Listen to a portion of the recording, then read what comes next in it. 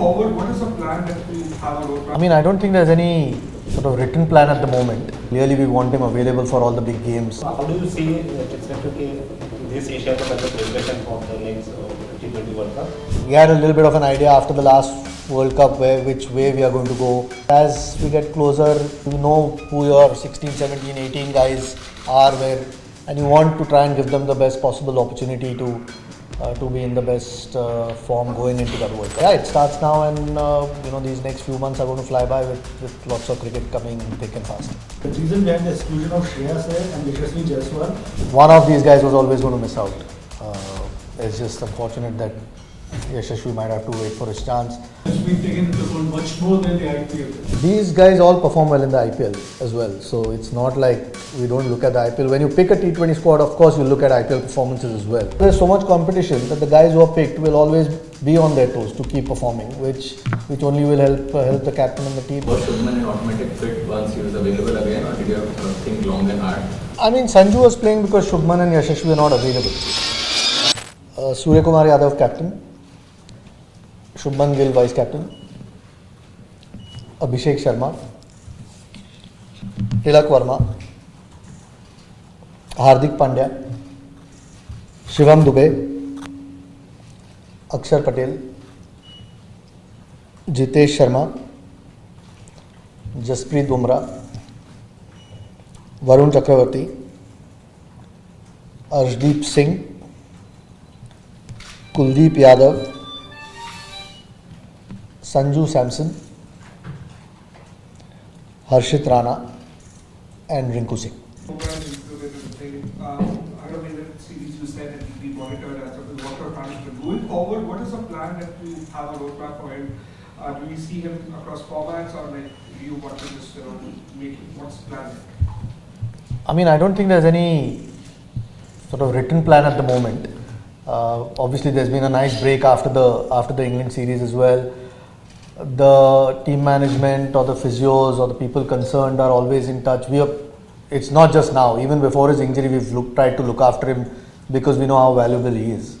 Clearly, we want him available for all the big games. I know international cricket, every game is a big game, but there are World Cups, there are Champions Trophies or big series like England or Australia where you want him available all the time. So that most fast bowlers are monitored. So, and yes, because he's picked up an injury over the last 2 or 3 years, there's extra care taken on how unique and how special he is. And it won't change. It won't change whether it's this series or maybe the next 6 months. As we go along, how he's feeling, when we require him as a team, which is probably the most important thing. And along with the physios and the trainers, those things are monitored anyways. But we hope that he's available more often than not. How do you see this Asia Cup as a preparation for the next T20 World Cup? The preparations, obviously, we had a little bit of an idea after the last World Cup which way we are going to go. But as we get closer, you know who your 16, 17, 18 guys are, and you want to try and give them the best possible opportunity to be in the best form going into that World Cup. So, yeah, it starts now, and these next few months are going to fly by with lots of cricket coming thick and fast. The reason behind the exclusion of Shreyas and Jasprit Bumrah, who done well in white ball cricket previously, and is Shubman Gill's vice captaincy in this format and the test captaincy, does it point to the day when we will see him captain in all 3 formats for India? And eventually take it. ये सवाल आपके लिए है. I mean, I can discuss with you right now T20 cricket and Test cricket is already leading, and like Surya mentioned, he was vice captain the last time he played T20 cricket for India. So we obviously see some leadership qualities in him, and his form in England was what we were hoping for. He obviously exceeded all our expectations with the kind of form that he showed with his bat. So, which is a great sign when there's so much pressure on you as a captain. So, like I said, I can only talk about T20 cricket right now and Test cricket. With regards to Yashashvi, I mean, it's just unfortunate again. There's Abhishek Sharma, what he's done over the last few months or a year or so that he's been with the team, plus that he can bowl a little bit, gives us an option if required by the captain. One of these guys was always going to miss out. it's just unfortunate that Yashasvi might have to wait for his chance. With regards to Shreyas, I mean, you'll have to tell me who we can replace here. Again, no fault of his, nor is it ours. It's just that you can pick 15 and at the moment he'll have to wait for his chance. First, do you think in terms of all three formats, is T20 the most settled squad as such with an eye on the next big ICC ceremony? I mean, you'd hope with 20 games left that you have a fair idea of who your guys are going to be. If not, then we are in trouble. But I mean, you after every World Cup, whether it's a 50-over World Cup or a T20, you try and plan for the next one with a reasonable idea of whether it's 20 or 25, whatever that squad is, and eventually trim it down to the squad as close as you can get. With what 22 games now we play before we start, so we have a fair idea. Again, injuries and form could dictate a little bit. There might be changes which, there are no guarantees, but in general, because there's a World Cup around the corner, you will always know who your best at least 18 or 20 guys are to pick from, and I think we've got some serious options in that T20 squad. And a query about availability. Was anyone specifically not considered due to medical issues, and did anyone make himself unavailable for any reason? In this squad? Yeah. No, at the moment no one's missing because of injury. No, I can't think of anyone missing because of injury. We're quite happy with the 15 that we picked. Everyone's available, fit, that we wanted to pick. Was she a field spinner and also come back? Was he in the scheme of things at all? So he played against England. Yeah, for sure. I think he'll always be in the scheme of things. I mean, this is not the final squad for the World Cup. At the moment, we have 3 spinners in the squad, 2 mystery spinners or wrist spinners in Varun and Kuldeep, and Akshar obviously has been around for a while. So whether we need 4 spinners, he might always come into the equation if and when that happens. At the moment, we thought Rinku's that spare batsman that we might need. Obviously, Sanju and Jitesh are the 2 keepers who bat at different positions. But we just thought Rinku might be the extra batter that we might require. And we only picked 15. If there was 16, he might have been. The selectors have gone away. What has happened since Jan 24 performance for India rather than the 2 IPLs? Sorry, I didn't get the question. For India has been taken into account much more than the IPL. These guys all perform well in the IPL as well. So it's not like we don't look at the IPL. When you pick a T20 squad, of course, you look at IPL performances as well. Clearly, because there have been overlapping series, there have been a lot more people who have ended up playing T20 cricket when the guys who were playing Test cricket, who are part of the T20 squad, were not available. That doesn't take anything away from them as T20 players. It's just one of those things you end up using. Like Surya as well said, we've got so many options as far as T20 is concerned that sometimes it's not the easiest squad to pick. It's a good headache to have, but we kind of know who give us the best balance. And then eventually it's good because there's so much competition that the guys who are picked will always be on their toes to keep performing, which only will help the captain and the team. Yeah. So I think we are quite happy with the 15 that we've picked here, and it's not just India or just IPL. Of course, IPL performances, when it comes to T20, we keep a close watch on it. Standbys?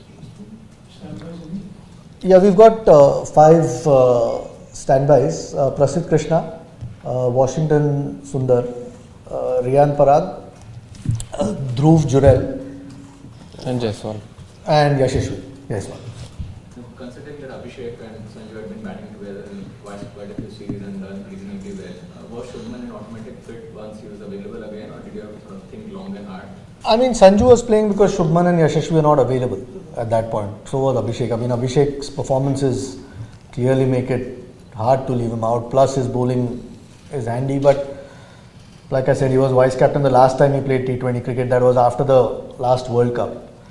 So even at that point, clearly we were thinking along those lines. And now that he's available, at least he has 2 options. Whether it's their headache to pick the batting lineup. Ours was to pick the 15. Yeah. So, but like I said, we've got some real depth as far as T20 cricket is concerned, and we're very happy with it. Ajit, as you have said that Sanju was playing because Shubman and Jasprit Jaiswal were not available. Now that Shubman is back, does he straight away fit into the playing 11, and will there be a tweak as far as the opening combination is concerned? I mean, again, the captain and the coach obviously will look at the conditions at that point and perhaps take that call, what's the best balance for the team. So the 11s will, once we get to Dubai, we'll probably have a bit more of it. But like I said, there are more options now. And Shubman has been, in great form anyway over the last few months. But even when he's played T20 for India, and so has Sanju. So two really good options to have along with Abhishek. When they get to Dubai, and depending on who the opposition is and the conditions is, they'll probably look at it and decide what the best 11 is. This is the longest gap the players have received after a test series. Is BCCI planning to have a camp or preparation about any or go early in Dubai and training? I'm not sure when they're leaving, but I think a lot of the guys are playing Dulip Trophy anyway. So they'll, even though some of the T20 guys are playing, so they'll have some sort of cricket behind them. Guys who are in England have had a long 2 months in any case. Those who are not part of it, it's been a longish break, but a lot of them have been at the NCA in any case.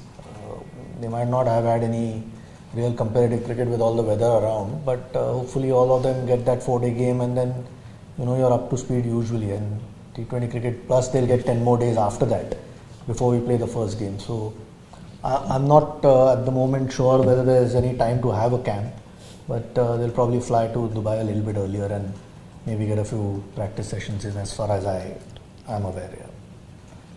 Ajit, just one last question I wanted to ask.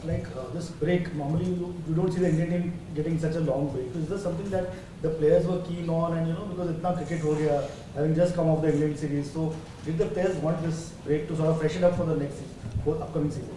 ये तो आप ही बता सकते हो. I mean, I didn't give them a break. It's just that there's no cricket at the moment. I mean, weather around this time anyway in India, apart from a couple of places, tough to play any cricket. I'm sure with the amount of cricket that is played by the team, every break is always welcome. It just gives you some, with such a high pressure series in England and a long one, and became so close, every game going to the last session of the last day, except the last one.